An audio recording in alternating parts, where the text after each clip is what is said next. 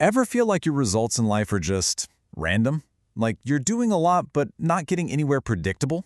Well, today we're going to dive into a framework inspired by the great Jim Rohn that's all about one thing, making your success predictable.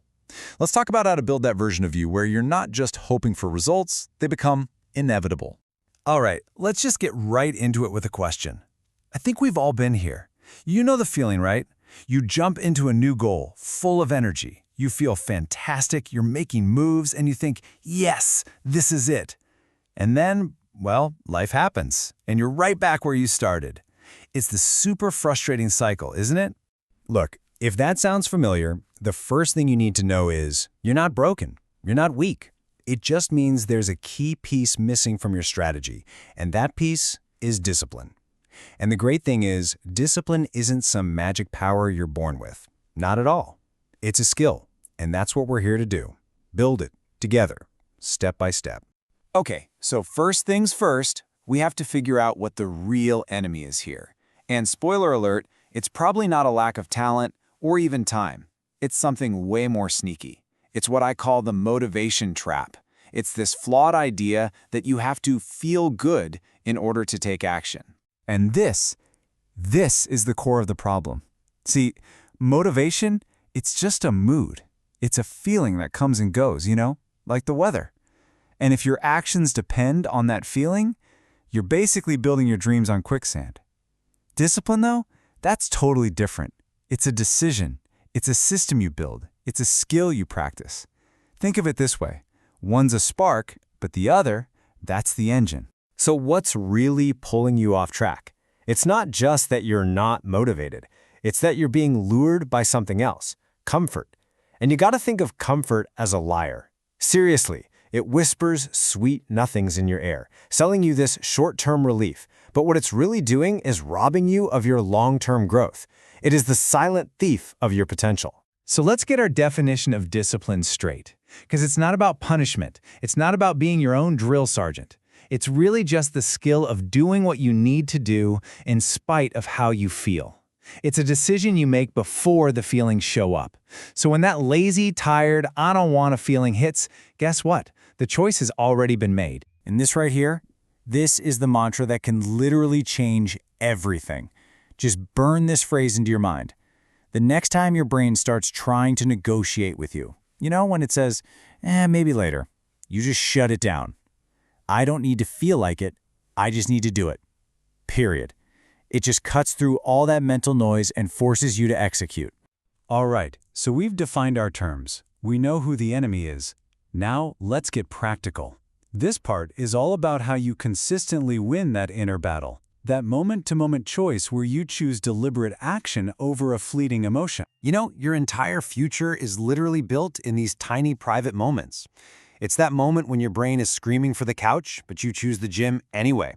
It's showing up on those bad days when you feel like you've only got 40% to give. It's looking your weakness straight in the eye and just saying, nope, not today. Winning these little wars, that's everything. And this brings us to the real payoff, the real prize. Because it isn't just about the workout you finished or the page you wrote. Every single time you push through that resistance, you earn something way more valuable. You build credibility with yourself. You actually start to trust your own word. And this just completely flips the script on what confidence is. It's not something you can just fake till you make it. It's not a hack. Real, deep, unshakable confidence. It's just the natural result of keeping the promises you make to yourself, especially when it's hard.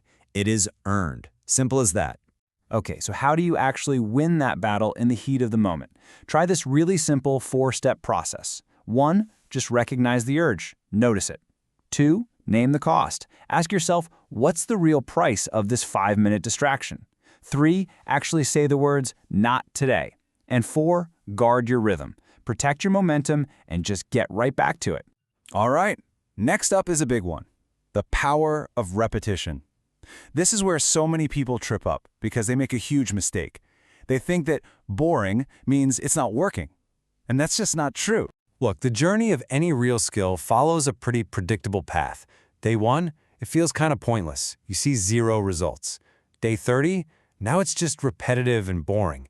And honestly, this is the danger zone. This is where most people quit.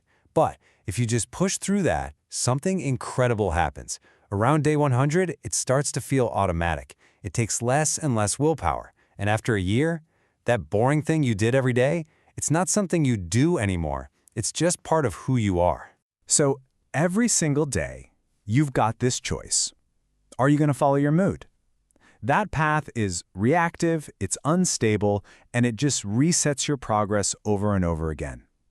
Or are you going to follow your schedule? That path is proactive, it's structured, and it builds this incredible, unstoppable momentum. This is a really deep mindset shift you have to make. You have to stop expecting your routine to be entertaining. The goal isn't excitement. The goal is commitment. The greatest people in any field, they learn to love the boredom. Why? Because they know that's where mastery is forged. So many of us live in a world of almost. The habit of starting but never finishing, it is absolute poison for your self-confidence. Done is the antidote. Finishing things, finishing something, even if it's not perfect, gives you cold, hard proof that you are a person who follows through. And hey, let's be real for a second. You already know what you need to do, don't you? The problem isn't that you need more information. The problem is hesitation. Overthinking is just fear wearing a trench coat, pretending to be caution. And the fastest way to silence that fear? Act. Act before your brain has time to talk you out of it. Okay, this brings us to the final piece of the puzzle. This is where it all comes together. This is the real payoff. This is where you stop chasing success and you start making it come to you. Now, this next part goes against pretty much everything you see online, but it is so important. Stop announcing your plans. Stop explaining your grind. When you talk about your goals, your brain gets a little hit of dopamine, like you've already accomplished something. So stop wasting all that energy performing work and just pour every single ounce of it into the work itself. Move in silence. This right here, this is the core idea of this whole explainer. Don't work for an audience. Stop looking for applause. Just force the action. Do the work, quietly, consistently, when nobody's watching. Because trust me, in time, your success will make all the noise you could ever need. The results, they become the response. And that is the ultimate transformation we're talking about. See, most people live their lives hoping for a lucky break, just swimming in a sea of random results. But when you build this system of discipline, you're not leaving it to chance anymore. You shift the odds entirely. You move from a life of random, hit-or-miss outcomes to one where success is just the inevitable consequence of what you do every day. At the end of the day, this isn't magic. It's just a choice that you make and then remake every single day. So that just leaves one last question for you. Are you ready to finally stop starting over